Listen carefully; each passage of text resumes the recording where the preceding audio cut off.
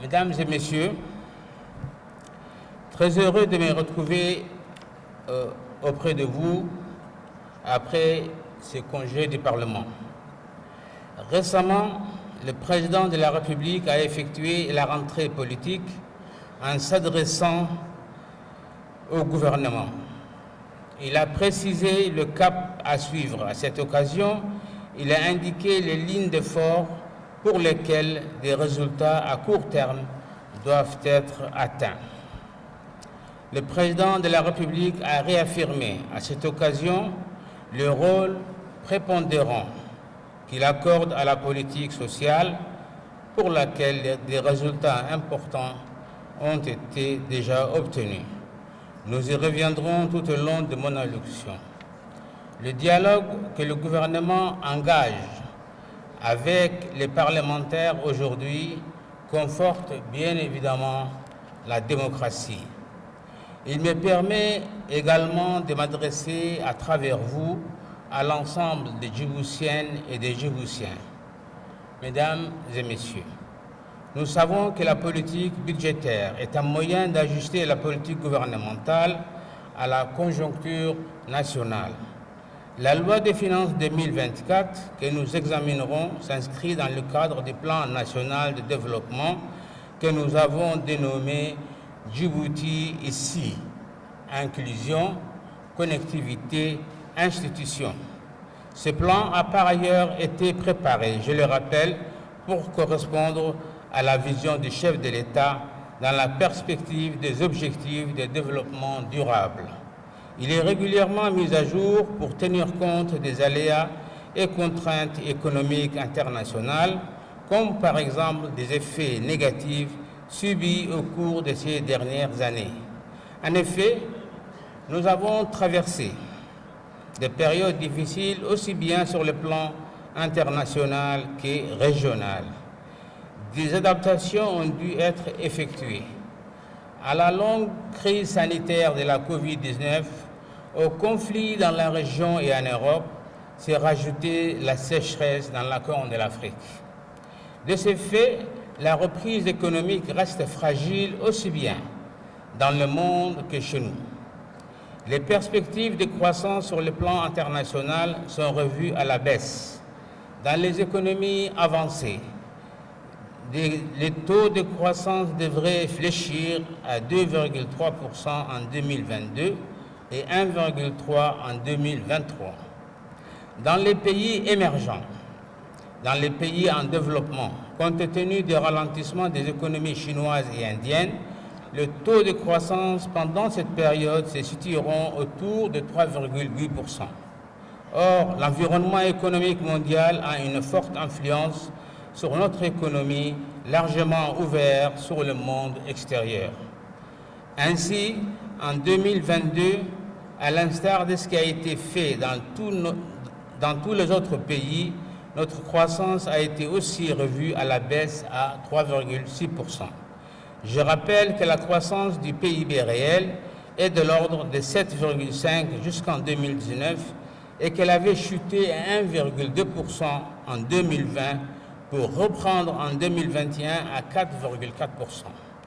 Selon le modèle économique de Djibouti, sur lequel le ministère du Budget travaille depuis plusieurs années pour l'élaboration du budget en collaboration avec les autres départements financiers, les prévisions de croissance sont de 5,7% pour 2023 et 7,7% pour 2024. Ceci permet d'espérer un taux de croissance égal à ceux qui étaient constatés avant les crises de 2020 à 2022. Mesdames et messieurs, je voudrais en préambule évoquer avec vous un autre indicateur que le gouvernement prend en compte dans la préparation du budget qui est important non seulement pour la vie économique du pays, mais aussi surtout pour nos concitoyens les plus pauvres. Il s'agit de l'inflation. L'inflation à Djibouti est surtout une inflation importée. L'augmentation des produits pétroliers, des produits alimentaires, des matériaux de construction, des coûts de transport pèsent fortement sur notre indice des prix. Afin de préserver les populations vulnérables des répercussions sur les prix locaux et de ces hausses des prix à l'étranger, le gouvernement a décidé de subventionner les produits de première nécessité. Le secteur de télécommunications et d'éthique sera le prochain grand moteur de notre croissance. Le président de la République a insisté dans son message au gouvernement sur sa volonté de stimuler notre économie digitale. Après avoir renforcé le volet institutionnel, basé notamment sur le code numérique, le gouvernement veut accélérer la digitalisation de l'économie en s'appuyant sur le secteur privé. Le lancement de Startup Act s'inscrit dans cette optique. D'une façon générale, la participation d'investisseurs privés, internationaux ou nationaux dans notre développement a pour objectif d'accroître rapidement la croissance nationale sans augmenter l'endettement public. Le président de la République a insisté sur ce point également en demandant que le Code des investissements soit modernisé et que Djibouti soit encore plus attractif. Ainsi, dans ce domaine, après la réalisation d'un nouveau data center par Djibouti Telecom, une station d'atterrage sur un centre de données neutre sont en cours de construction par des investissements privés.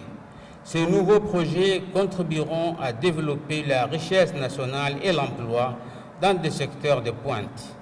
Quant à la privatisation de Djibouti Telecom, elle est toujours d'actualité, mais cela ne se fera pas dans n'importe quelle condition. Les intérêts de l'État seront préservés et la recherche du meilleur partenaire sera poursuivie.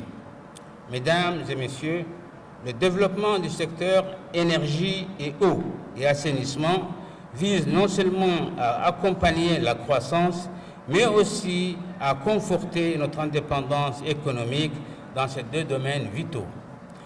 Pour l'énergie, un groupe d'investissement privé a financé et exécuté le projet de production d'électricité par des éoliennes dans la région de Lakassal. EDD reste évidemment le distributeur national en charge des réseaux et de la vente aux particuliers. La production énergétique de 60 MW s'ajoutera ainsi progressivement à la production nationale, sans endettement supplémentaire de l'opérateur public. Le gouvernement renforcera à l'avenir ses partenaires publics-privés. De ces faits, il en sera de même avec le projet de production d'électricité à l'aide des panneaux solaires dans le Grand Bara par tranche de 30 MW. Ce projet va débuter et se réaliser dans les mêmes conditions. Ces deux très importants projets témoignent bien de la volonté du gouvernement d'aller vers une production d'énergie renouvelable et nationale. Pour la production d'eau potable, le premier projet de dessalement de l'eau de mer qui a été réalisé à Doralé verra sa capacité de production doubler. Les travaux vont prochainement démarrer. En outre, cette production d'eau potable reposera sur une alimentation électrique d'origine solaire afin de réduire fortement les coûts de consommation d'énergie. Ceci vise à obtenir une production d'eau potable entièrement nationale, d'autant que cette solution est envisageable tout le long de nos côtes, comme cela est étudié actuellement dans la région d'Obok. Mesdames et messieurs, le secteur de la construction est devenu aujourd'hui très important pour notre économie. Il suffit de constater à partir de l'expansion de la capitale ou des agrandissements des centres urbains régionaux. Ceci résulte de la volonté du chef de l'État de proposer des logements à tous les ménages djiboutiens. Les cités et les lotissements en cours de construction concernent toutes les couches de la population. Par ce moyen, le gouvernement veut réduire la forte demande sur tous les types de logements pour que les loyers puissent baisser. De ce fait, il incite les opérateurs privés et les banques à s'engager dans des programmes de construction pour le logement modeste et de moyen standing. Mesdames et messieurs, zéro bidonville, une énergie nationale et renouvelable, où l'éducation et la santé pour tous, ne sont pas des slogans des campagnes électorales. Ce sont les objectifs que le président de la République a définis et que le gouvernement doit atteindre. Ainsi, depuis de nombreuses années, le secteur de l'éducation et la formation est prioritaire. Ceci est pris en considération lors de l'étude des propositions budgétaires de ce département. Ceci est fait par la construction d'écoles dans les endroits les plus reculés du pays. Un schéma directeur de l'éducation et de la formation sur 15 ans fixera les conditions qui vont permettre une plus grande valorisation du capital humain. C'est un axe majeur de la politique gouvernementale. Le gouvernement étudie aussi avec la même priorité les requêtes dans le domaine de la santé, secteur toujours considéré de façon prioritaire sur le plan budgétaire. Santé, éducation sont en effet deux piliers de l'égalité des chances pour tous. Le gouvernement va accorder les mêmes conditions de soins et d'éducation à tous, aux plus éloignés des centres urbains, aux filles comme aux garçons. L'engagement du chef de l'État de l'élargissement de la couverture sanitaire universelle pour un développement durable dans ces domaines vient d'être réaffirmé au gouvernement. Ainsi, ce dernier a décidé la mise en place d'un plan de 5 ans pour une stratégie de médicaments et produits pharmaceutiques pour le renforcement des chaînes d'approvisionnement et pour la création d'un centre hospitalier universitaire. Pour ce qui concerne les grands investissements hospitaliers, après la construction du grand hôpital de la CNSS en cours d'achèvement et lancer la construction d'un hôpital pour la mère et l'enfant, la priorité parmi les priorités pour la santé.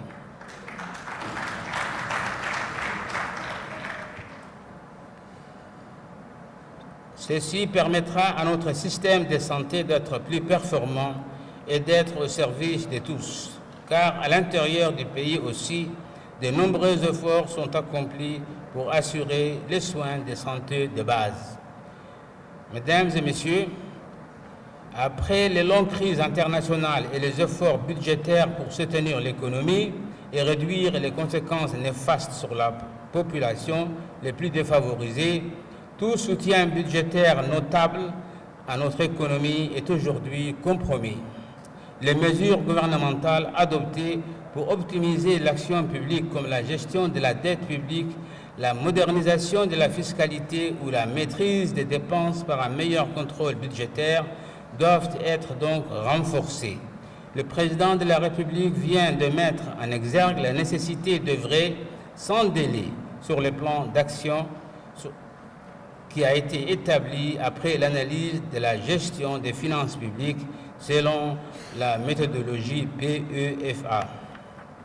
Le gouvernement s'engagera sur cette voie de la réduction de certaines insuffisances pour obtenir une meilleure gouvernance économique et financière et conforme aux standards internationaux modernes. Il étendra aussi l'amélioration de cette gestion financière et économique à l'ensemble du secteur public. Les entreprises publiques seront réformées à cet effet. L'assainissement de leur situation financière et administrative sera accéléré.